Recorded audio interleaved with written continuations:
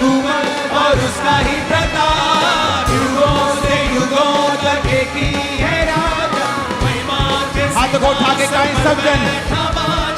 वो है महान सर्वशक्तिमान, उसकी हुकूमत और उसका ही प्रताप, राजा राजा यहोवा राजा है सामर्थ्य अनादि परमेश्वर वो ना करेगा। सबका हाथों को उठा के यहोवा राजा है सामर्थ्य भरा, हाथों को उठा के गाओ सब जन। अनादि परमेश्वर वो ना करेगा। फिर से यहोवा राजा है सामर्थ्य भरा, अनादि परमेश्वर वो ना टलेगा। युगों से युगों तक एक ही है राजा, महिमा के सिंहासन पर बैठा बादशाह, वो है महान सर्वशक्तिमान, उसकी हुकूमत और उसका ही प्रताप, राजा सारा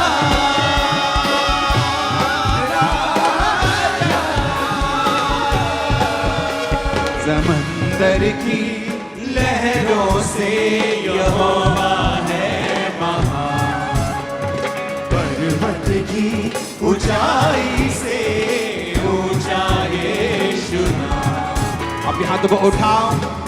आप जैसे वर्शिप करते हैं, जिसको परमेश्वर ने एक तोड़ा दिया था, उसने कहा कि मैंने सोचा तू कठोर है, इसलिए मैंने वो तोड़ा छुपा दिया। तो परमेश्वर ने कहा जैसा तू मेरे विषय में सोचता है मैं वैसा ही हूं। अगर तू ये कहता है कि मैं दया से भरा हुआ हूं, तो मैं तेरे लिए दया से भरा हुआ हूं। अगर तू ये कहेगा मैं कठोर हूं, तो मैं तेरे लिए फिर कठोर हूं। आप जैसी वर्शिप करते हैं वैसा असर आपकी लाइफ में होता है। आप जिस तरह से परमेश्वर को पुकारते हैं वैसा असर होता है। पूरी क्वायर के साउंड बहुत गूंज रहे हैं, इसको बैलेंस करो। हाथों को उठाओ, थैंक यू जीसस बोलो।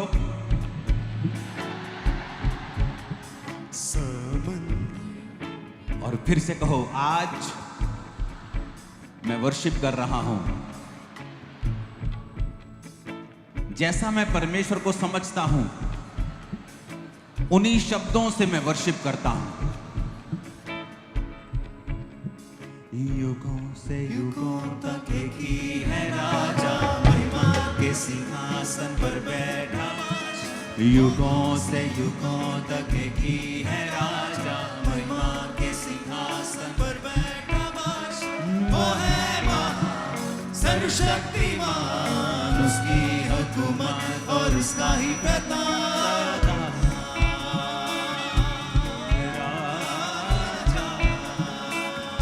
फिर से उठाओ हाथों को, थैंक यू जीसस बोलो।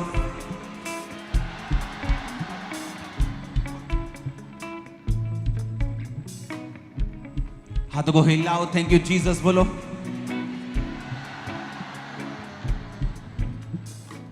क्योंकि वो आज आप जहां भी खड़े हैं और बैठे हैं, वो आपको टच कर रहा है। और जिस शब्द से आप उसकी वर्शिप कर रहे हैं, वो वैसा ही आपकी लाइफ में काम करेगा। अगर आप कहेंगे परमेश्वर तू छुड़ाने वाला है, तो वो आपको छुड़ाएगा। और अगर आप कहेंगे परमेश्वर तू मेरे लिए चंगा करने वाला परमेश्वर है, तो वो आपको चंगा करेगा। अगर आप उसको कहेंगे कि तुम मेरे लिए ऊंचा गढ़ है, तो वो आपके लिए ऊंचा गढ़ ठहरेगा। अगर आप उसे कहेंगे तू संकट में अति सहायता से, अति सहज से, आसानी से मिलने वाला सहायक है, तो वैसा ही आपके लिए करेगा।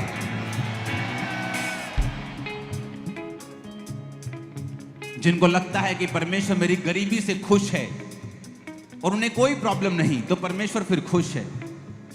लेकिन आपको लगता है कि परमेश्वर मुझे आशीषित करना चाहता है, वो आशीष देने वाला परमेश्वर है, तो वो वैसा ही आपके लिए करेगा।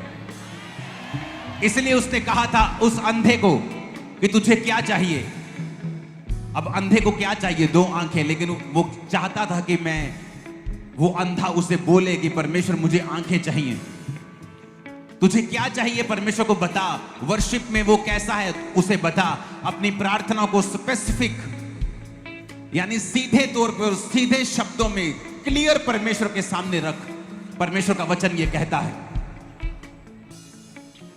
और जिस तरह की तू वर्शिप करेगा, परमेश्वर तेरे साथ वैसा ही करेगा। अपने हाथों को उठाओ, क्योंकि बाइबल कहती है वो हमारे लिए बांधा गया ताकि हम छूट जाएं। आज मैं भविष्यवाणी करता हूं आपके जीवन को शैतान से छूटने के लिए। आज खुदावंद के दूत शैतान को हथौड़े मारेगा और वो उसे भगाएगा। वो आपको छुएगा, उसका आत्मा, और आप आजाद होंगे। हर वो कर्स, शर्मिंदगी, वो फाइट जो सदियों से और वंशों से चलती आ रही है, यहोवा का आत्मा कहता है आज के दिन वो तेरी लाइफ से वो कैंसिल करता है, तुम्हें आजाद करता है। मैं नहीं जानता ये भविष्यवाणी किसके लिए है, लेकिन अगर वो आपके लिए, आपका आमीन आसमान पार जाएगा आज।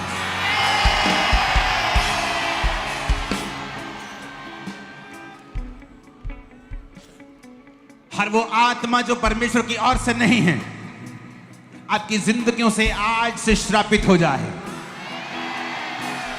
हर वो रास्ता जो शैतान ने बंद किया है, यीशु मसीह के नाम में वो रास्ते ओपन हो जाए बाय फायर। आपकी फाइल्स, आपके डॉक्यूमेंट्स, आपके बिजनेस प्रपोजल, आपके कैरियर आगे बढ़े, और जो आप चाहते हैं वो हो यीशु मसीह के नाम में। हर वो रास्ता जो शैतान ने ओपन किया है, कि उस आशीष को पाने से पहले एकदम आप बीमार हो जाते हैं।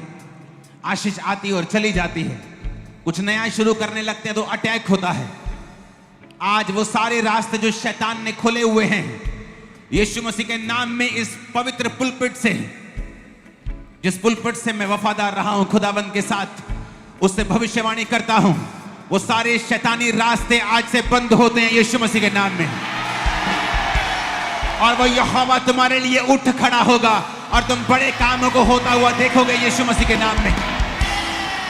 और शैतान शर्मिंदा होगा और परमेश्वर साबित करेगा कि वही राजाओं का राजा है, वही प्रधानमंत्रियों का प्रधानमंत्री है, वही सब कुछ है, वही सब कुछ है, वही राज्यों को देता और राज्य को छीनता है, वही मरहम लगाता, पट्टी बांधता है, वही घाव भी देता है। और वो आज तुम्हारे घाव पर मरहम पट्टी बांध कर तुम्हें चंगा करेगा। तुम्हारी जिंदगी की नई शुरुआत की मैं घोषणा करता हूं। आमीन हो, चाहे ब्लेसिंग तुम्हारी।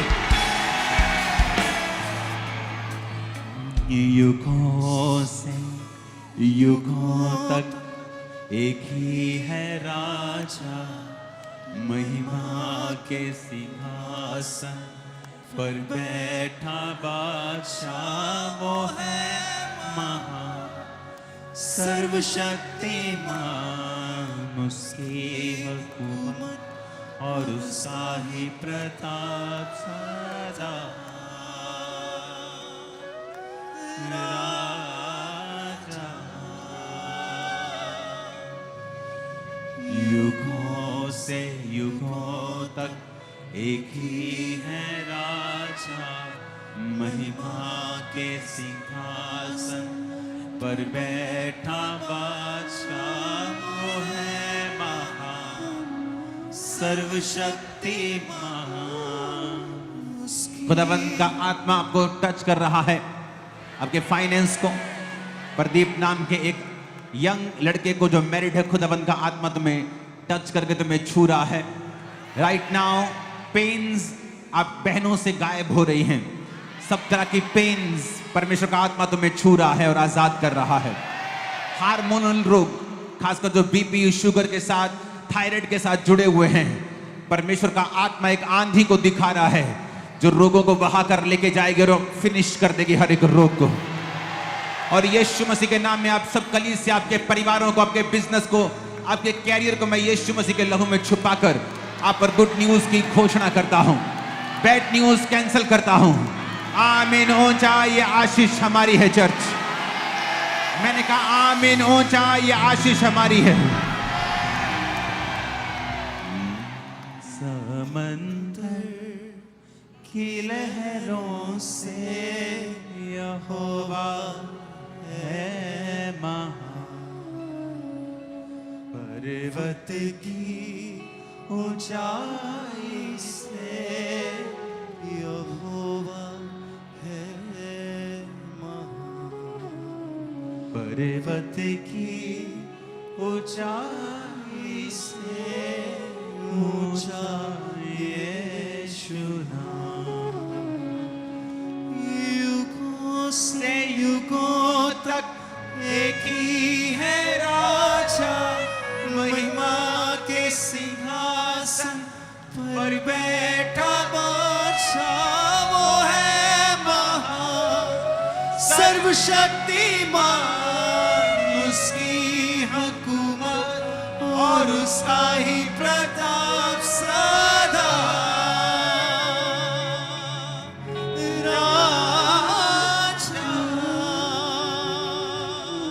अपने दोनों हाथों को उठाकर कहूं ऊंची आवाज में, पिता आज जो वचन तू मेरे लिए देगा मैं उसे अपने सीने से लगाऊंगा,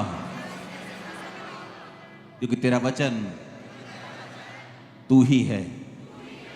तेरे वचन को सीने से लगाने का मतलब है तुझे अपने सीने से लगाना, तुझे हक करना, तुझसे लिपट जाना। आज तेरे वचनों से मैं लिपटता हूं खुदावंद।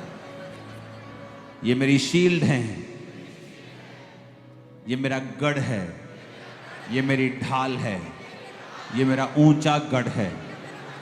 वचन मेरे संग है, मुझे कुछ ना होगा और मैं इतना आगे बढ़ूंगा कि सोचना मुमकिन नहीं होगा आम लोगों के लिए जो तेरे वचन को नहीं जानते। प्रभु यीशु मसीह के नाम में मैं मांगता हूं, आमीन। ऊंचा ये आशीष हम सब की है। अपने घुटनों के बाहर आ जाओ।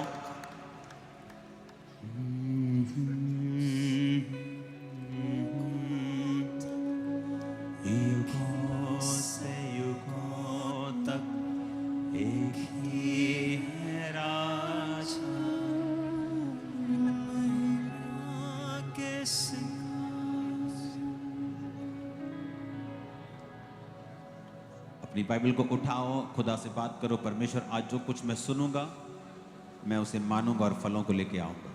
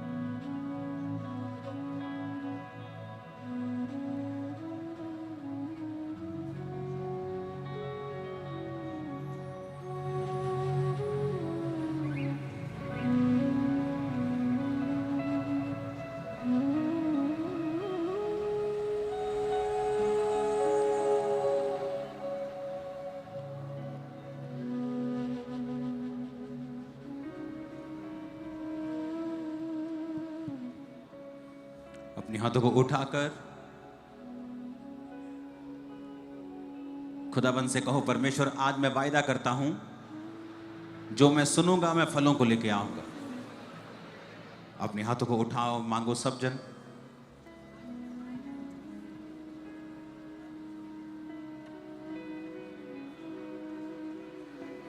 और अपने सांसों को बैलेंस करो थोड़ा।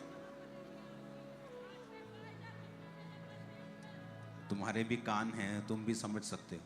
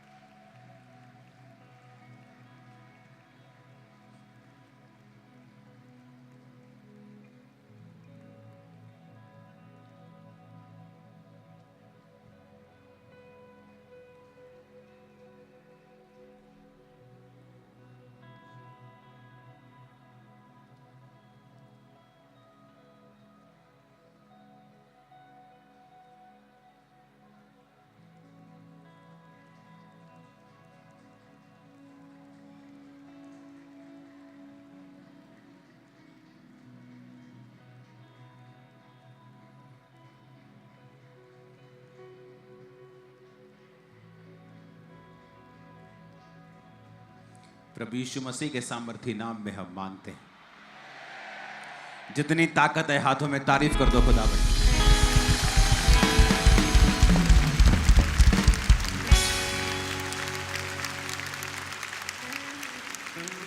आपका चार्ज जितना है ना, उसे देखकर शैतान डर जाएगा, डरा हुआ है वो। जो लेहन वाली लोग किस साइड पर बैठे हैं? इस साइड पर बैठे हैं। हाथों को हिलाना जरा, एक साइड पर। आज सिर्फ 1500 लोगों का ले हैंड था, लेकिन मुझे ये न्यूज़ मिली कि जो पुराने वाले थे नहीं आ पाए। आप इसकी गूंज कम करो और कृपया इस आदमी को बोलो बाहर आके खड़ा होकर खुद चेक किया करे अंदर क्यों बैठे हैं आप। तो जो पुराने लोग नहीं आ पाए थे वो भी आज आके लड़ रहे थे कि हमें भी एंट्री करनी है। मेरा पुराने थर्सडे ले हैंड नहीं हो पाया, इसको फ्लैट करो। तो आज वो लड़ के वॉलंटियर से अंदर एंटर कर गए। जब अब मैं एक आपको एग्जांपल देता हूं। एक माँ अपने बच्चे को खाना देती। एक दिन बच्चे ने नहीं खाया, रोटी छोड़ दी, सब्जी खा ली। उसने नोट कर लिया, रोटी छोड़ दी। अगले दिन रोटी खा ली, सब्जी छोड़ दी। पूरा हफ्ता वो कुछ कुछ छोड़ता रहा। एक हफ्ते बाद माँ अगर कहेगी बेटा जितना पूरे हफ्ते तूने छोड़ा है खाना, अब आज तुझे खाना पड़ेगा। फलाने दिन तूने सब्जी नहीं खाई थी, अब तुझे ये खानी पड़ेगी। अब सुनो मेरी बात, क्या खा लोगे तुम इतना? क्या वो बच्चा खा लेगा? जो पूरा हफ्ता वो छोड़ता आया, कभी सब्जी छोड़ दी, कभी सैलेड छोड़ दिया, अब माँ आके ढेर लगा दे आगे और बोले कि पूरे हफ्ते का खाना पड़ेगा, तो वो नहीं खा पाएगा। तो हर मीटिंग की एक लिमिट होती है कि हमें 2-3 घंटे में ले हैंड खत्म करना है, ताकि लोग वापस चले जाएं। उनकी बसेस वेट कर रही हैं कि ले हैंड के बाद वो आए तो हम चलें। लेकिन अगर वो ले हैंड, अब आपको एक नुक्कड़ दिख रही होगी कि सिर्फ इन्हीं लोगों का ले हैंड है। 5000 से ज्यादा लोग हैं उस लाइन में। सिर्फ एक लाइन की बात कर रहा हूं। ले हैंड को जो आज एंटर किए हैं, उनके नंबर जो नोट किए हैं, 5000 लोग हैं। अब आप इमेजिन करो, एक लाइन में 5000 अगर ले हैंड स्टार्ट करेंगे तो सुबह तक नहीं होगा। तो आप उस मम्मी की तरह हैं जो अपने बच्चे को कह रहे हो कि आज बेटा जितना खाना तूने नहीं खाया सारा खाना पड़ेगा, तो वो नहीं हो सकता है। लेकिन आज मैं आप पर ले हैंड सब पे करूंगा, डोंट वरी। लेकिन नेक्स्ट टाइम ऐसा मत करना। आप इमेजिन करो अगर आप अपने घर वालों को बोलोगे कि ये तुमने जितना खाना छोड़ा एक दिन में ही खाना पड़ेगा, वो पॉसिबल नहीं। तो अगर आपने मिस्टेक किया, आप नहीं आए, जिस थर्सडे मैं नहीं आया, आपको अगले थर्सडे मौका मिलता है, आ जाओ, ले हैंड होता है। लेकिन अगर आपको बुलाया, आप नहीं आए, अगले थर्सडे भी नहीं आए, और आप 3 महीने बाद आके बोलो कि मेरा कार्ड बना हुआ, मैंने प्रेयर करवानी है, तो उस दिन जो लोग आए हुए हैं वो लेट हो जाएंगे वापस जाने में। तो मैं नहीं चाहता लोग सुबह या कल तड़के अपने घर पहुंचे। तो इसीलिए आपकी एक लिमिट सेट होती है कि इतनी लिमिट में ले हैंड होगा, सबका नंबर भी आ जाएगा और सारी चर्च सुखी रहेगी, टाइम पर हम वापस चले जाएं। तो आज मैं आपको इस गलती को हम फिनिश करते हैं। आज ले हैंड सब पे हो जाएगा, डोंट वरी। मैं नहीं चाहता कि मैं आपको वापस भेजूं बिना ले हैंड के, क्योंकि मेरा भी यही हार्ट है। मैं फ्री हूं अपने पर्सनल कामों से, मुझे कोई पर्सनल अपना काम नहीं है।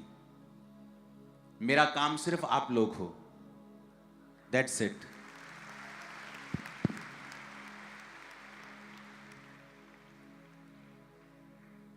आपको जस्ट चर्च के सिस्टम फॉलो करने हैं ताकि आप आसान रहोगे। अगर आज भी आप देखोगे जब एक चर्च का हिस्सा उठाया जाएगा, आप देखना कितनी वहां पे वो पेज फंसते हैं। कोई बोलेगा मुझे पहले जाना दोगे, नंबर अब 3, 4, 5 घंटे लगेंगे आज। तो आज आपको पेशेंस रखना है। अगर आप पेशेंस खो दोगे तो भी ले हैंड बंद हो जाएगा। तो अभी आप एंटर तो कर गए हो कि मुझे भी करवाना है, मुझे भी करवाना है, तो मैं तो तैयार हूं, अब आप तैयार रहना आज। हालेलुया। और मेरा बिलीव है कि परमेश्वर बड़े काम करेगा, और जो वचन आप सुनेंगे आपकी लाइफ सेम नहीं रहेगी। हालेलुया।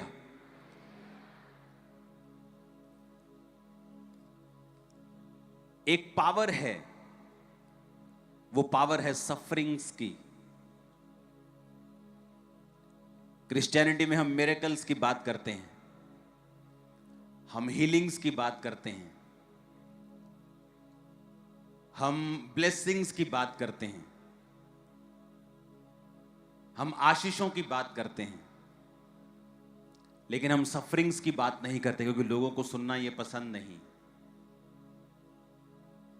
लेकिन मैं आपको यह बताना चाहता हूं कि सफरिंग्स, क्राइस्ट के लिए दुख उठाना, अगर आपको वो लिखा बेटा बनाएगा तो वो कोड़े भी लगाएगा। अगर आपको कोड़े नहीं लगे तो आप नाजायज संतान हो। बाइबल में लिखा तुम जायज संतान नहीं हो, क्योंकि अगर वो तुम्हें पुत्र बनाएगा तो तुम्हें कोड़े भी लगाएगा। लेकिन आज की चर्च जो है वो कोड़े खाना नहीं चाहती है।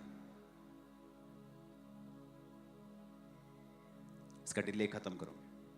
वो चाहती है कि हमें ब्लेसिंग मिले, हमें सामर्थ चाहिए, अभिषेक चाहिए, हमें आशीष चाहिए, हमें बिजनेस चाहिए, हमें कैरियर चाहिए, लेकिन हमें सफरिंग्स नहीं चाहिए।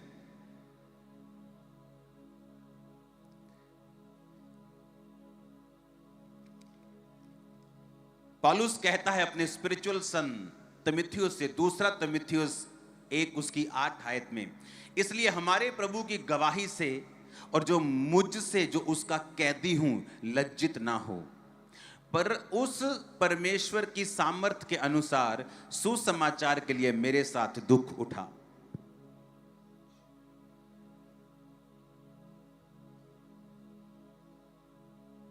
अपने पड़ोसी को बोलो दुख उठा।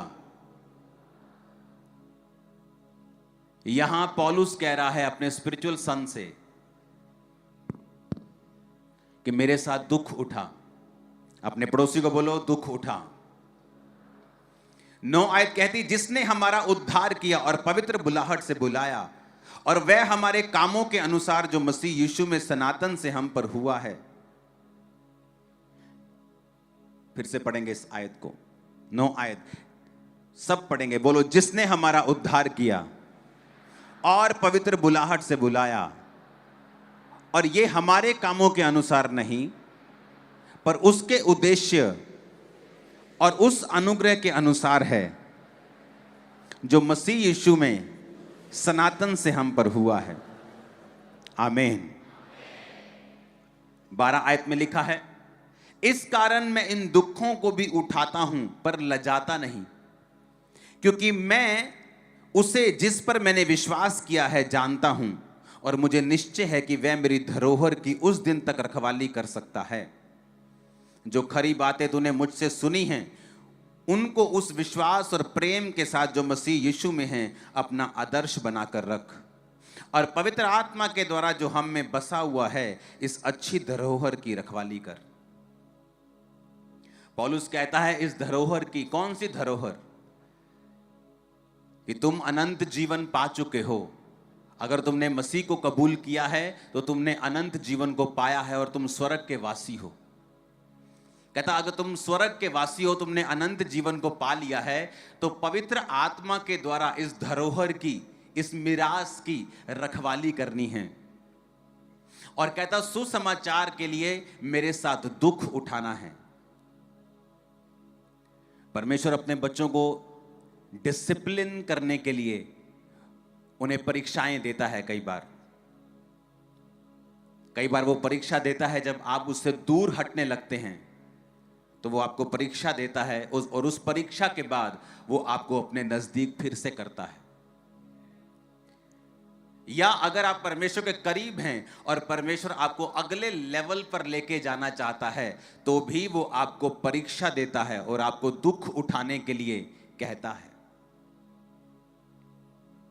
लेकिन आज का क्रिश्चियन जब उस पर दुख आता है, वो उसके लिए दुख की बात है, आनंद की बात नहीं है।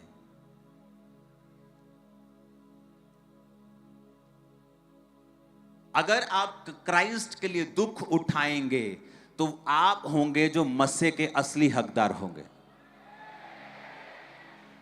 इसलिए बहुतेरे लोग मसीह में नहीं हैं, बहुतेरे पास्टर्स मसीह में नहीं हैं। लोगों को लगता है कि बड़ी चर्च जो है वो डिसाइपल्स नहीं बना सकती, डिसाइपलशिप नहीं कर सकती, चेले नहीं बना सकती। और ये बुरी और गलत टीचिंग है। पहली चर्च जो जीसस क्राइस्ट ने खड़ी की, जहां पर परमेश्वर के 12 प्रेरित थे, यहूदा इस्करियोती मर गया और फिर उसे उन्होंने 12वां चुना। बाइबल कहती है एक दिन के अंदर 3-3 हजार लोग बपतिस्मा लेके उस मंडली में शामिल होते थे। बपतिस्मे 3,000 होते थे, तो इमेजिन करो मंडली कितने हजारों की होगी। एक दिन में 3,000, अगले दिन 5,000। जब जब सभाएं होती थी हजारों में लोग बपतिस्मा लेते थे। वो एक बड़ी मंडली थी और वहां डिसाइपल्स बनाए जाते थे। एक दिन में कोई डिसाइपल नहीं बन जाता था। बाइबल कहती है एक बंदा वहां वचन सुन रहा था, प्रेरितों के कामों को देख रहा था।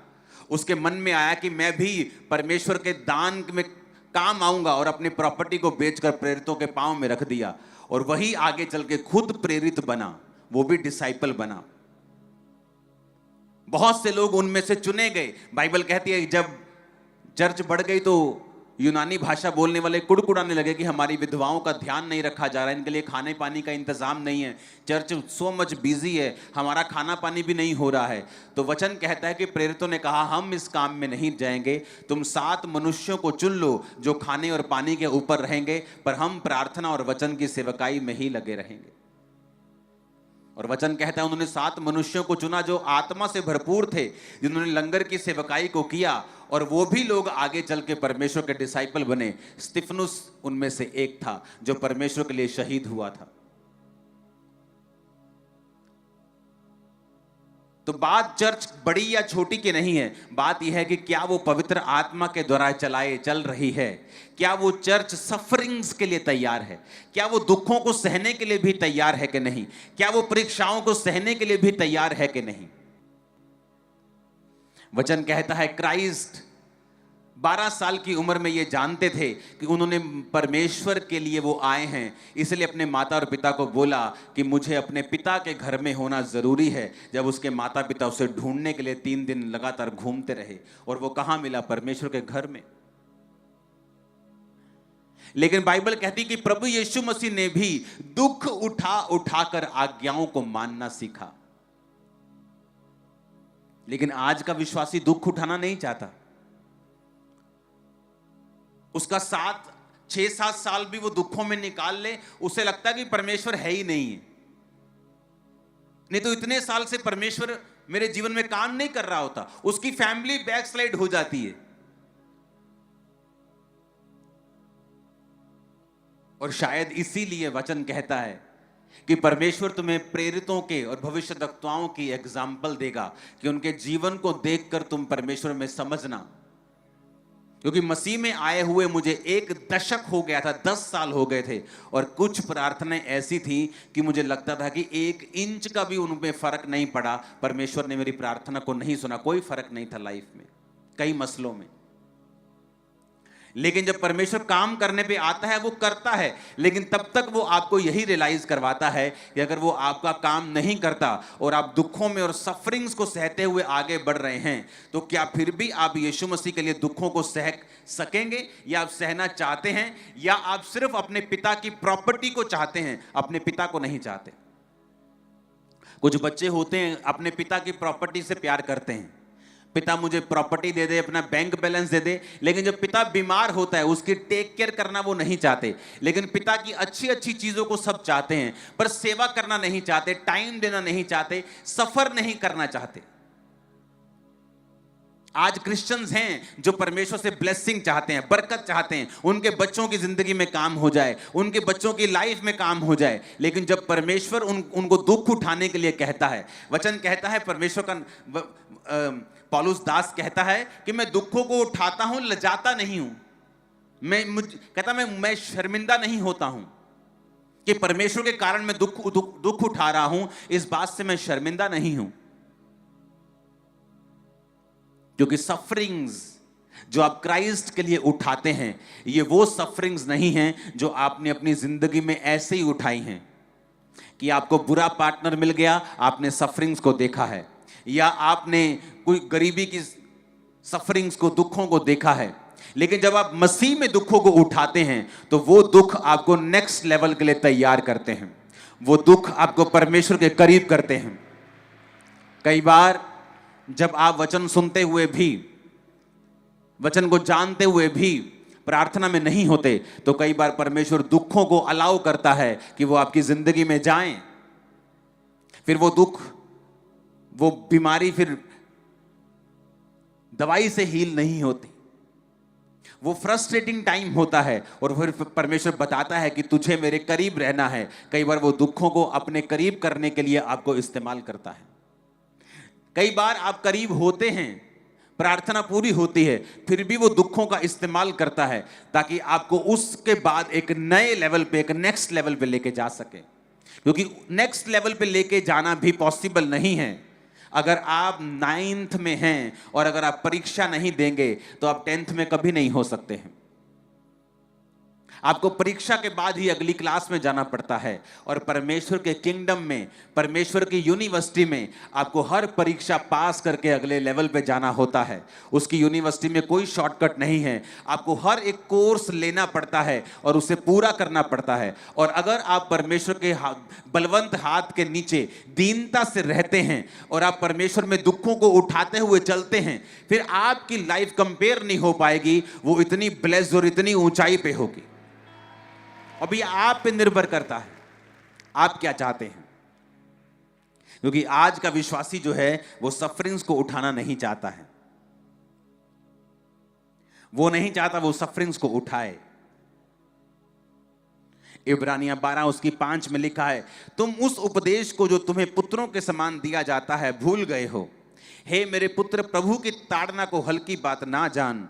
जब वह तुझे घुड़के तो साहस ना छोड़, क्योंकि प्रभु जिससे प्रेम रखता है उसकी ताड़ना भी करता है, जिसे वो पुत्र बना लेता है उसको कोड़े भी लगाता है। वो कौन सा पुत्र है जिसकी ताड़ना पिता नहीं करता? सब बोलो आमीन। 11 आयत में लिखा, वर्तमान में हर प्रकार की ताड़ना आनंद की नहीं परंतु शोक की बात दिखाई पड़ती है, तो भी जो उसको सहते सहते पक्के हो गए हैं बाद में उन्हें चैन के साथ धर्म का प्रतिफल मिलता है। कहता है आजकल अगर ताड़ना होती है तो इसको आनंद की बात नहीं समझती जनता। विश्वासी से आनंद की बात नहीं समझता। जब उसे बीमारी के रूप में या किसी भी परीक्षा के रूप में या फाइनेंशियल स्ट्रगल के रूप में कोई ताड़ना मिलती है तो वो इसको आनंद की बात नहीं समझता, वो इसको दुख की और शोक की बात समझता है। क्योंकि चर्चिस में अगर एक ही फेस दिखाया जाएगा कि परमेश्वर में आने पर सब ब्लेस हैं, सब ऊंचा ही ऊंचा होता जा रहा है, तो उसका दूसरा फेस अगर आपको नहीं दिखाया जाएगा कि दूसरा हिस्सा है जो क्राइस्ट के लिए हमने सफरिंग्स को लेना है, क्योंकि फिर जो लेवल आपका होगा वो लोगों का नहीं होगा। जिस तरह से फिर परमेश्वर आपकी तैयारी करेगा आपने किसी और की नहीं देखी होगी। जो ग्रेस फिर आपके ऊपर होगी वो किसी के ऊपर नहीं होगी। बाइबल कॉलेज के बच्चों को मैं खुद क्लास देता हूं, और जब मैं उनको क्लास दे रहा था तो मैंने उनको कहा कि यहोशकेल की पुस्तक को पढ़ो। बाइबल कहती है वो बंधुओं के बीच में नदी के तट पर पड़ा था। कौन से बंधु? जो इजराइल से आए थे। क्यों आए थे? क्योंकि उन्होंने परमेश्वर को छोड़ दिया था। अब उन्होंने तो परमेश्वर को छोड़ा और वो बंधुआई में थे, लेकिन यहोशकेल का क्या कसूर है कि वो नबी होता हुआ भी बंधुआई में था। और वचन कहता है परमेश्वर का वचन उसके पास पहुंचा और उसने दर्शन देखा। जो आप चर्च का लोगो देखते हो, the church of science and wonders का शेर और इधर बैल और इधर चील और पीछे मनुष्य का चेहरा, वो उसी दर्शन से लिया गया था जो परमेश्वर ने मुझे यहोशकेल के विषय में दिखाया था। जो आपको मैं वचन के अनुसार आपको बता चुका हूं, अगर वो लोगो है तो उसे उन्हें दिखाना कि उस लोगों का मतलब क्या है, उस जो परमेश्वर ने हमें दिया था। तो वचन कहता है कि धर्मी इसलिए बंधुआई में था क्योंकि उसका देश पाप कर बैठा था, लेकिन वो धर्मी पाप में नहीं था। और परमेश्वर ने बाइबल में लिखा उस बंधुआई में भी यहोशकेल से बात की और उसने दूतों को आते हुए देखा, पहियों के समान जिन पे आंखें ही आंखें थी। अगर आप वचन पढ़ेंगे तो ऐसा दर्शन दुनिया में किसी को नहीं मिला था। ऐसी बात आज तक परमेश्वर ने किसी से नहीं की थी। ऐसा विजन, ऐसा दर्शन, ऐसी रेवलेशन परमेश्वर ने किसी के साथ शेयर नहीं की थी जो परमेश्वर ने यहोशकेल के साथ की। क्योंकि यहोशकेल उस समय बंधुआई में होने के बावजूद भी, दुखों में होने के बावजूद भी परमेश्वर के साथ वफादार था। उसने ये क्वेश्चन नहीं किया कि अगर मैं धर्मी हूं तो मुझे क्या फायदा हुआ। ये पापी लोग, ये भी अपने पाप के कारण, अगर हम कहते हैं कि पाप के कारण हैं तो हम सब बंधुआई में हैं, तो मैं कौन सा राजा बन गया हूं? मैं भी तो बंधुआई में ही हूं। अगर ये कबार नदी के तट पर बैठे हैं सभी, तो मैं भी तो यहीं बैठा हूं। अगर इस देश में मंदी आई है और पापी सारे मंदी में हैं, तो धर्मी भी तो मंदी में, तो फिर धर्मी को क्या फायदा है? या क्या ऐसा हो गया उसकी लाइफ में जो ये प्रूफ करता है कि परमेश्वर उसके संग है? और यही फैसला होता है कि आप परमेश्वर को किसी आशीष के लिए चाहते हैं, आप परमेश्वर से किसी आशीष के लिए प्यार करते हैं, आपने कोई सौदा किया है परमेश्वर के साथ, या आप सचमुच अपना जीवन उसे दे चुके हैं। और वचन कहता है उस नदी के तट पर वो परमेश्वर के साथ वफादार था और परमेश्वर ने उसे दर्शन दिया, उसे दिखाया कि अब ये सारा देश बंधुआई में पड़ेगा, मुश्किलों में पड़ेगा। उत्तर दिशा से एक आंधी आएगी, तूफान आएगा, और अलग अलग परमेश्वर ने उसे दर्शन दिया कि ये लोग और दुखी होंगे और बाद में इन लोगों को मैं रिस्टोर करूंगा, बाद में इन्हें बचाऊंगा। और पूरे दर्शन वो पूरे हुए जितने परमेश्वर ने यहोशकेल को कहे थे। लेकिन वो कब आए उसको? वो तब आए जब कबार नदी के तट पर बंधुआई के लोगों के बीच में भी वो परमेश्वर के साथ वफादार था और उन सफरिंग्स को, उन दुखों को वो सह रहा था और बिना परमेश्वर को कंप्लेंट किए वो परमेश्वर में वफादार था। आज चर्च सफरिंग्स लेना नहीं चाहती है। पौलुस कहता मैं शर्माता नहीं हूं जब तुम्हारे रिश्तेदार तुम्हारा नाम काट देते हैं, तुम्हारा गांव, ਤੁਹਾਡਾ ਪਿੰਡ ਤੁਹਾਡਾ ਨਾਂ ਕੱਟਦਾ, ਸਰਪੰਚ ਆਂਦਾ ਕਹਿੰਦਾ ਓਏ ਤੁਹਾਡੇ ਵਿਆਹ ਤੇ ਨਹੀਂ ਆਣਾ, ਤੁਹਾਨੂੰ ਭਾਂਡੇ ਨਹੀਂ ਦੇਣੇ। ਭਾਂਡੇ 'ਚ ਵੜ ਗਏ ਤੇਰੇ ਭਾਂਡੇ। हाँ,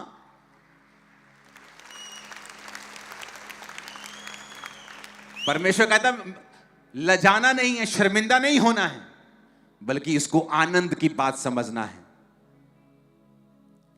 कहता इसको ताड़ना की, शोक की बात नहीं समझना है, इसको आनंद की बात समझना है। यह निशानी है प्रभु का आत्मा तेरे अंदर बसता है। ये तो साइन है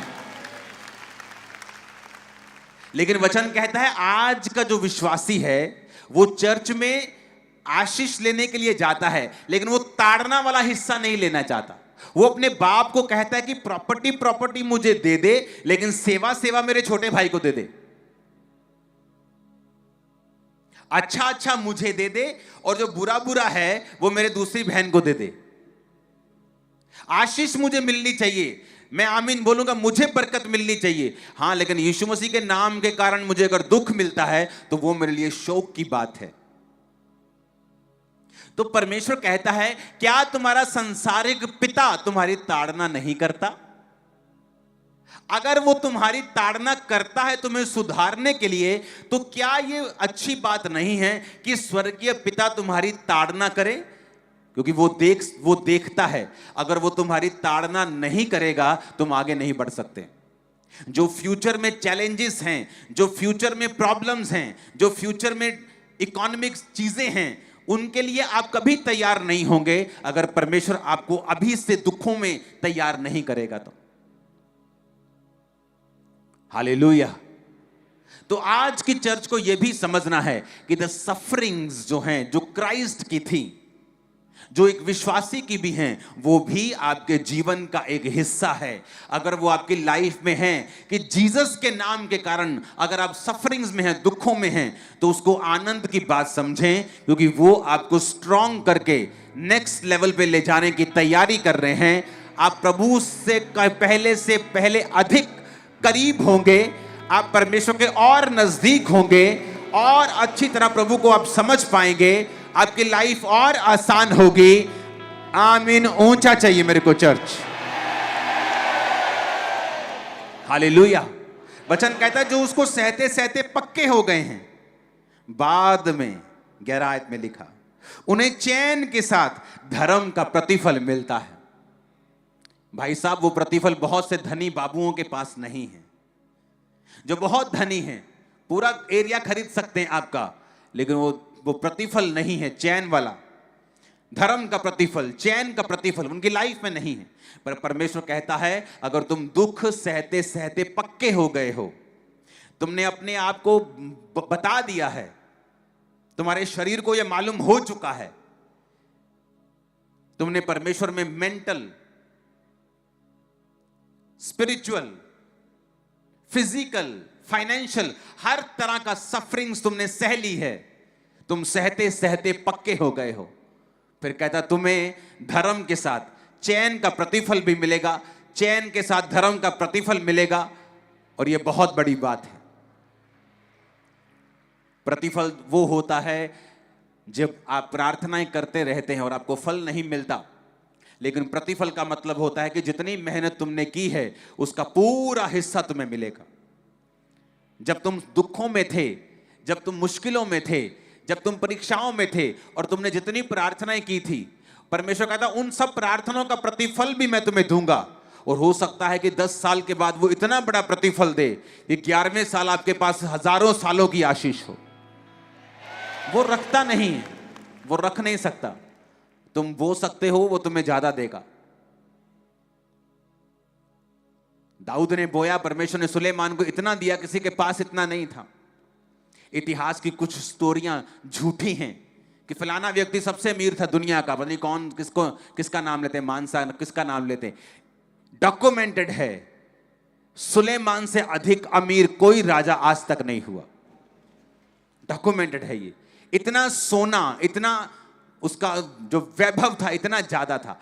नॉलेज सबसे अधिक आज तक सुलेमान को थी। उसे घोड़ों के बारे में पता था, उसे चंद्रमा, उसे सूर्य, समुद्र की बाइबल कहती हर विषय में परमेश्वर ने उसको बुद्धि दी थी। जो भी राजा उसकी बुद्धि की बातें सुनने के लिए आता था, गवाही दे के जाता था कि जो तेरे विषय में हमने सुना है वो कम सुना है, जो तेरे पास है वो ज्यादा है। तो ये प्रूफ है, और ये उस बात को कट करता है जो बोलते कि नहीं ये राजा अमीर था, क्योंकि जिसके पास बुद्धि ज्यादा है वो एक बिजनेस कर सकता है, बुद्धि है, दूसरा भी कर सकता है, तीसरा भी कर सकता है। वो बुद्धि की बात होती है। जब बुद्धि होती है आप कर सकते हैं, आप मल्टी काम कर सकते हैं, मल्टी मैनेजमेंट कर सकते हैं, मल्टी टास्क कर सकते हैं। तो वो बुद्धि बाइबल कहती है सुलेमान के पास थी, उसने परमेश्वर से मांगी। वो बोने वाला व्यक्ति जब आप बोते हैं तो भी स्वर्ग आपके लिए खुलता है। हालेलुया। अपने हाथों को, हालेलुया,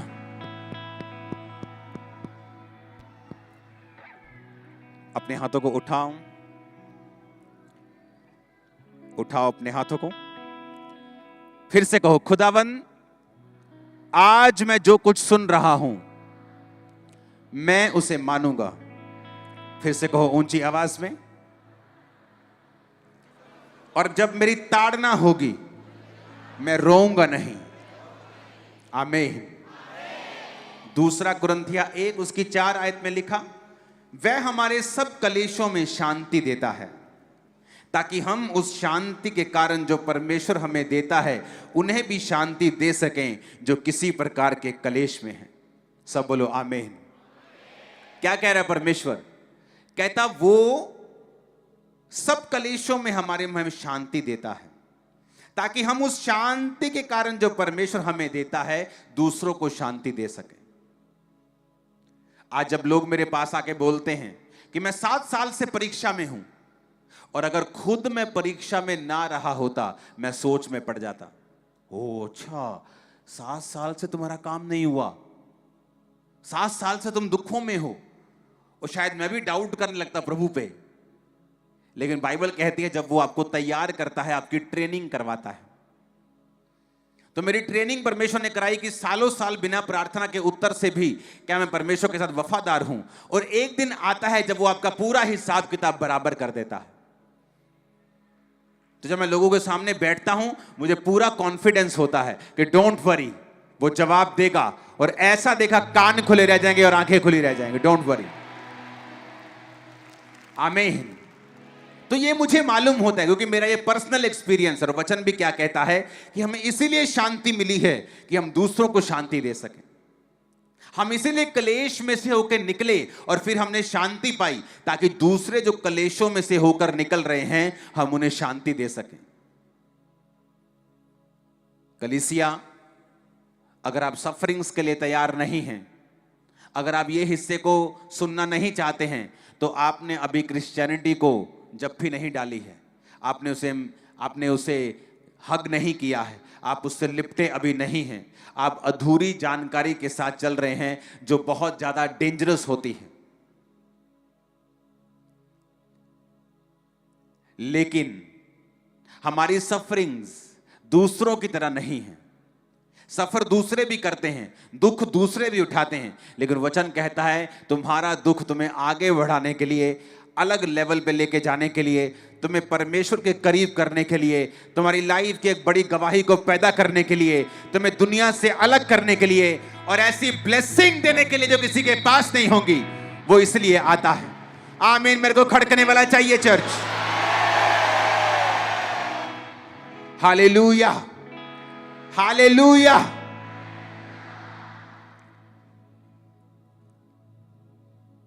यहोशू ने सफरिंग्स को सहा, नदी के तट पे बैठा है, सब बंधुआइयों में बैठा है, सब लोग वैसे पापी भी उसके साथ बंधुआई में हैं और यहोशू भी बंधुआई में हैं। तो क्या शैतान उससे बात नहीं करता होगा कि तेरी लाइफ और इनकी लाइफ में क्या फर्क है? धर्मी होने का तुझे क्या फायदा है? जो इनकी जिंदगी में हो रहा है वो तेरी जिंदगी में भी हो रहा है, तो तुझे प्रार्थना करने का, पवित्र टाइम में रहने का, धर्मी रहने का क्या फायदा है? दाऊद को भी शैतान बोल सकता था तेरे भाई पाप में हैं, वो राजा की सेना में है, तू क्या भेड़ चराते पवित्र टाइम में प्रार्थना करता रहता है, तू भी जा और पाप कर। और इसीलिए दाऊद राजा बनाया गया और उसके भाई फेल हो गए जब परमेश्वर उनको मसा करने के लिए आया। आप नहीं जानते आज चर्च में कितने लोग फेल हो जाते हैं जब परमेश्वर ने कुछ बरकत देने के लिए उनके पास आता है तो। हालेलुया। तो हमें एक पार्ट जो खुदावंद ब्लेसिंग देता है, छुड़ाता है, चंगा करता है, वो भी याद रखना है क्योंकि वो भी हमारे जीवन का हिस्सा है। हो सकता है आप एक परीक्षा में हो लेकिन साथ साथ दूसरे हिस्सों में परमेश्वर आपकी लाइफ में बहुत सारे मिरेकल्स कर रहा हो। सफरिंग्स का मतलब ये नहीं कि वो आपको छोड़ देगा। सफरिंग्स का मतलब ये नहीं कि वो आपको त्याग देगा।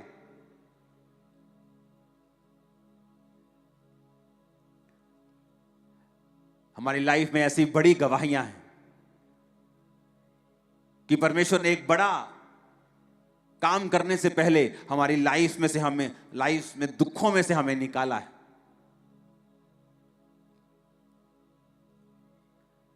एक क्रूसेड की वीडियो टीम अगर आपके पास होगी, गुरदासपुर क्रूसेड हुआ था बहुत देर पहले, उसकी एक वीडियो है ड्रोन शॉट, अगर वो आपको मिले तो उसे दिखाना मेरे को।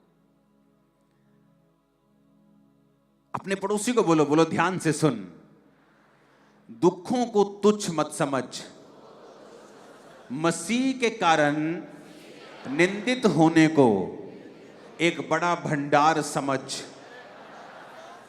मसीह के कारण दुखों को तुच्छ मत जान, क्योंकि वो तेरे लिए रोटी के समान काम करेगा, दवाई के समान काम करेगा।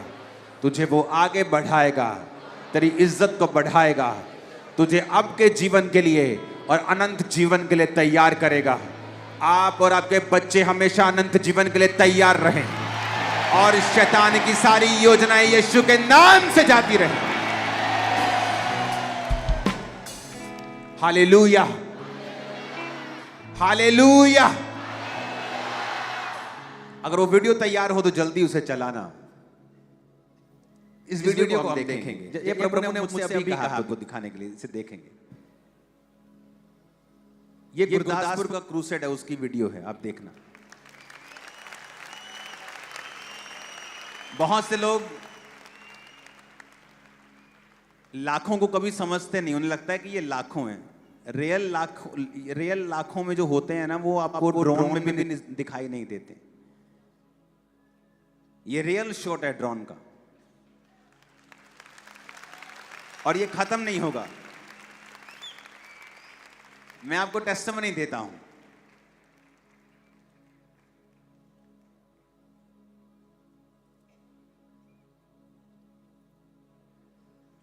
चलाना फिर से इसको, अब ध्यान से देखना इसको।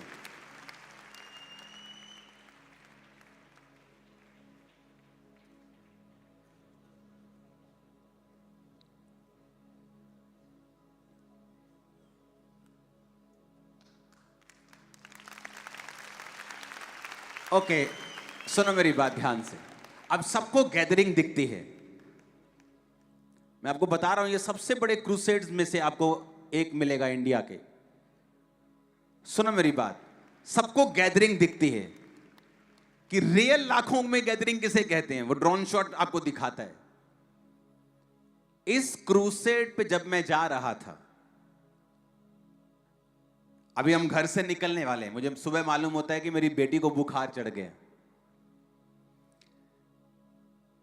जब शाम को मैं निकलने वाला था, इसका बुखार 104 था, और मुझे जिस रास्ते पे क्रूसेड आना था, उस रास्ते से ही मुझे इसको इसके डॉक्टर के पास लेके जाना। क्रूसेड 1 घंटे में है, और ये गाड़ी में बेहोश हो गई, बेहोश होने वाली हो गई पूरी तरह से। और मुझे गुस्सा चढ़े उस लड़की पे जो इसके साथ ड्यूटी होती थी, जिसकी, जो अगर हम दोनों मिनिस्ट्री में हैं तो पूरा दिन हम बच्चों पर ध्यान देते हैं, 1 सेकंड भी ऐसा नहीं होता कि हाँ। तो जब क्रूसेड होता है कि आप 1-2 घंटे 2-3 घंटे बिजी हो गए, उतने में ही कुछ हो गया, तो आप इमेजिन करो कि शैतान ने कितनी कोशिश की। अब मैं उस लड़की को डांटूं तो मैं आत्मा से बाहर हुआ। लोग तो इतने बड़े बड़े गुनाह करके भी एक्टिंग कर लेते, मैं तो छोटा करके भी मुझे गिल्टी फील होती है कि यार इसको क्यों डांटा मैंने। तो ना मैं डांट सकता हूं, अब ना कुछ कर सकता हूं, और मुझे मालूम था कि ये टेम्परेरी है। मैं जैसे ही क्रूसेड पे पहुंचूंगा सब कुछ नॉर्मल हो जाएगा। लेकिन मैं आपको बता रहा हूं कि आपको कई बार डेविल तंग करने की कोशिश करता है, वो आपको, और कई बार परमेश्वर भी आपको परखता है। एक बार एक अजीब सिचुएशन में मैं फंसा, तो उस सिचुएशन में मैं भी आपकी तरह मनुष्य हूं, 24 घंटे की प्रभु मुझसे बात करता है, ऐसा कोई भी दुनिया का सेवक नहीं कह सकता। 24 आवर कि आपको हर चीज पता है। आप फिर इंटरनेट वाले प्रॉफिट हो तो भी आपको, तभी आपको पता, नहीं तो आप रियल हो तो फिर आपको सब कुछ नहीं पता है। और जब मैं उस सिचुएशन में हूं और मैं प्रार्थना कर रहा हूं अपनी फैमिली मेंबर के लिए, एक जीवन में मुश्किल के लिए, और हमें मालूम होता है कि हम यहां नहीं जा पाएंगे, वहां नहीं जा पाएंगे, ये ट्रैवल नहीं कर पाएंगे, हमें ये चीज चाहिए होगी, तो हम मुश्किल में फंस गए और हमारी फ्लाइट है सुबह, और मैं अब फोन कर रहा हूं फलाने बंदे को कि मुझे इस मंत्री से बात करो, ये चीज मुझे सर्टिफिकेट चाहिए अपने इस फैमिली मेंबर के लिए, ये मुझे चाहिए। तो अपने मैं संसारिक तरीके से अपने हल करने की कोशिश कर रहा हूं, और सुबह का समय मैं प्रार्थना करके सो जाता हूं और अपनी पर्सनल प्रेयर करता हूं, और मुझे सपना आता है, और सपने में परमेश्वर मुझे दिखाता है कि तुझे बिना किसी दिक्कत के मैं लेके जा रहा हूं। उससे पहले मैं भी आपकी तरह मनुष्य ही हूं, मैं भी संसारिक रीति से अपनी प्रॉब्लम सॉल्व करने का प्रयत्न कर रहा हूं, साइंस को यूज कर रहा हूं, मेडिकल को यूज कर रहा हूं कि सडनली समथिंग हो जाए, कुछ तो हम निकल जाएं एक बार। लेकिन फिर आता है हीरो, सीन में एंट्री मारता है, और मैं सो रहा हूं, और ये भी नहीं मैं प्रेयर कर रहा हूं हाय प्रभु मुझे छुड़ा, मेरी वो आदत नहीं है। तो मैं अपनी पर्सनल प्रार्थना करके सोता और मुझे सपना आता है, और परमेश्वर मुझे दिखाता है कि हम जा रहे हैं और सब कुछ ठीक है। और हम उठते हैं, मैं उठता हूं, मैं अपनी फैमिली को बोलता हूं कि हम गाड़ी में जा रहे थे। तो बोलते क्या? मैं कहा डोंट वरी। कहते क्या हो गया? मैं कहा हाँ हो गया, ऊपर से हो गया, हो जाएगा। ऐसा नहीं कि शुरू से हम कॉन्फिडेंट थे कि हाँ हाँ हो जाएगा। मैं आपको बता रहा हूं, जो ऐसा कहता है ना कि मैं शुरू से टॉप फेथ में रहा हूं, वो झूठ बोल रहे हैं। एलिया पे टाइम आया, राजा को कहता ओए राजा मेरे कहे बिना बारिश नहीं आएगी, ओस नहीं पड़ेगी, और जब रानी ने कहा तेरा सिर काट देंगे, भाग गया एलिया। वही एलिया। तो आपकी लाइफ में फेथ ऊपर नीचे होता रहता है। तो हम यत्न कर रहे हैं, सब प्रयत्न कर रहे हैं, ऐसा हो जाए ऐसा हो जाए, जुगाड़ पूरे लड़ा रहे हैं, और हमें लोग कह रहे हैं कि आप ये पॉसिबल नहीं होगा, आपको ये चीज चाहिए होगी जो आपको कोई देगा नहीं। मैं कहा डोंट वरी, प्रार्थना करते, प्रेयर करते, सोच लिया अगर ये नहीं होगा तो क्या करेंगे।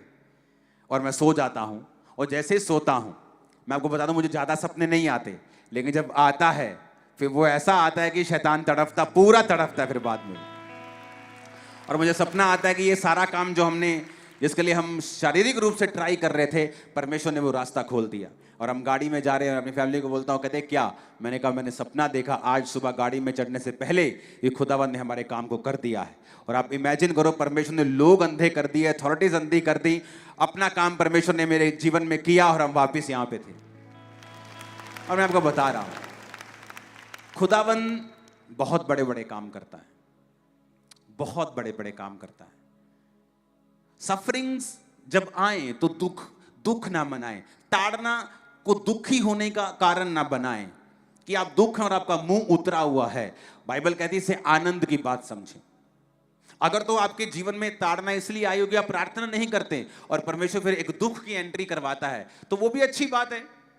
अगर वो ताड़ना नहीं करता, आप उस प्रार्थना की वजह से हो सकता है मर ही जाते या परमेश्वर से पूरी तरह से दूर चले जाते, तो वो भी एक सुख की बात है। अगर आपको बिना किसी कमी के परीक्षा आई है तो वो भी सुख की बात है, क्योंकि परमेश्वर नहीं चाहता आप सेम लेवल पे रहें, वो चाहता है आप एक ऐसा लेवल अचीव करें जो किसी दूसरे के पास नहीं है। हालेलुया। तो ताड़ना को फिर से वचन पढ़ेंगे। इस कारण मैं इन दुखों को उठाता हूं और लजाता नहीं। बोलो लजाता नहीं। फिर से बोलो अपने पड़ोसी को, मैं लजाता नहीं, मैं शर्माता नहीं। आमीन। तो यीशु मसीह का नाम आपके घर में पहुंचा, अब लोग आपको शर्मिंदा कर रहे हैं कि बहन जी पहले तो आपकी लाइफ में ये प्रॉब्लम नहीं थी, अब ये भी प्रॉब्लम हो गई है। कहता मैं उसके कारण लजाता नहीं हूं, और मैं समझता हूं कि परमेश्वर की इच्छा मेरे लिए क्या है, और मैं विश्वास के जरिए उन सब चीजों को पाने का प्रयत्न करता हूं। वचन में लिखा है, फिर से हम पढ़ेंगे, इब्रानियों 12 उसकी 11 आयत, वर्तमान में हर प्रकार की ताड़ना आनंद की नहीं शोक की बात दिखाई देती, पर जो पक्के हो गए हैं सहते सहते उन्हें चैन के साथ धर्म का प्रतिफल मिलता है। बहुत से लोग हैं, चर्च आए, 5-5 के 10-10 के ग्रुप में, सबके बच्चा नहीं था, एक हटा 6 महीने में, साल में दूसरा, 2-2 साल में, 3 साल में सब हट गए, एक रह गई औरत, और उसको परमेश्वर ने सालों के बाद छुआ और दिया, शादी के 17 साल बाद, किसी को 20 साल बाद, बाकी हट गए कि अभी तो हुआ नहीं, क्योंकि उनका ध्यान बच्चे की ओर था। और वचन कहता है कि अगर आपका ध्यान आशीष की ओर है तो शैतान कोशिश करेगा उस आशीष को पकड़ के रखे और ना जाने दे, ताकि आप परमेश्वर से हट जाएं। इसलिए बाइबल कहती है अब्राहम का ध्यान स्वर्गीय यरूशलेम की ओर था, कि अगर मुझे आशीष नहीं मिलती, मैं प्रभु से अगर हट जाता हूं, तो मुझे यह मालूम हो चुका है कि अनंत जीवन, स्वर्ग का जीवन सिर्फ परमेश्वर है। तो क्या मैं वो गंवाने के लिए तैयार हूं?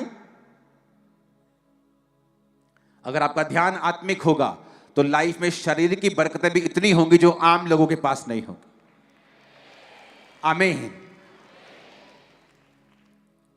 तो सफरिंग्स एक क्रिश्चियन लाइफ का हिस्सा है, इसे आप अलग नहीं कर सकते। जीसस क्राइस्ट को भी लिखा, दुख उठा उठाकर उसने परमेश्वर की आज्ञाओं को मानना सीखा है। यूसुफ सांकलों में बांधा गया बिना पाप के, और उसने परमेश्वर की आज्ञाओं को मानना सीखा है। वो उन फेक लोगों की तरह नहीं था जो पापों की वजह से दुख और दंड भोगते हैं। बाइबल कहती वो पवित्रताई में चलकर भी दंड भोग रहा था, और वही था वो जो प्रधानमंत्री बना। अगले लेवल पे जाने के लिए प्रभु आपको दुखों से होकर निकालेगा। उस पीरियड में, उस टाइम परमेश्वर के साथ वफादार रहें, अपने आप को प्रार्थना में दें, आंसुओं के साथ परमेश्वर के सामने जाएं, उसी की दुहाई दें। वो आपको छुड़ाएगा और ऊंचा करेगा, और पहाड़ पे आपको हिरनी के पैरों के समान आपके पैरों को बनाएगा, दृढ़ करेगा आपको, आपकी फैमिली को ब्लेस करेगा, फाइनेंस भी आपका आगे लेके जाएगा। आमीन। मेरे को खड़कने वाला चाहिए चर्च। Hallelujah, hallelujah. सफरिंग्स को सहना सीखें। ऐसा कोई जेन्युइन परमेश्वर का जन नहीं है जिसने सफरिंग्स ना देखी हो। अगर कोई ये कहता है क्रिश्चियनिटी सिर्फ फूलों का बिस्तर है, ये रॉन्ग है। उसमें फूल भी हैं, उसमें परीक्षाएं भी हैं, लेकिन वचन एक बात हमें वायदा करता है कि वो सामर्थ्य के बाहर तुम्हें परीक्षा में पढ़ने भी नहीं देखा, लेकिन परीक्षा जितनी होगी आशीष उससे लाखों गुना ज्यादा होगी। कुछ लोग सारी उम्र परीक्षा में रह सकते हैं, दुखों में रह सकते हैं, अगर वो मसीह में नहीं है तो नाश हो जाएंगे उसी परीक्षा में। लेकिन वचन कहता है, पौलुस कहता है, हम गिराए तो जाते हैं परंतु नाश नहीं होते, सताए तो जाते हैं परंतु त्यागे नहीं जाते। वो परीक्षाएं तुम्हें आगे करेंगी, तुम्हें नाश नहीं होने देंगी, बल्कि तुम्हारे विरोधी, तुम्हारे रिश्तेदार, तुम्हारे अपने भी तुम्हें बनता हुआ, तुम्हें ऊपर जाता हुआ और ब्लेस होता हुआ, बढ़ता हुआ और आशीषित होता हुआ और सामर्थ्य होता हुआ देखने वाले हैं। आमीन। ऊंचाई आशीष तुम्हारी है चर्च। Hallelujah, hallelujah. देखा, वो पल भर का तुम्हारा हल्का सा कलेश अनंत महिमा को पैदा करेगा। यह भी बात याद रखना, यह भी सच्चाई है कि दुख इतना बड़ा नहीं होगा जितनी बड़ी आशीष होगी। हां, मैं परीक्षाओं में रहा हूं, अलग अलग तरह की परीक्षाओं में सालों रहा हूं, पर अगर आज के ब्लेसिंग के साथ मैं उन दुखों को कंपेयर करूं, वो छोटे हैं, बहुत छोटे हैं। तब बड़े लगते थे, बहुत बड़े लगते थे, इमोशनल डिस्टर्बेंस रखते थे, स्पिरिचुअल डिस्टर्बेंस करते थे। लेकिन समझ आती है, सहते सहते जो पक्के हो गए हैं उन्हें धर्म के साथ, चैन के साथ धर्म का प्रतिफल मिलता है। आमीन। अपने हाथों को उठाओ, कहो खुदा से कि चैन के साथ मैं धर्म के प्रतिफल को पाऊंगा। फिर से बोलो, फिर से बोलो, फिर से बोलो।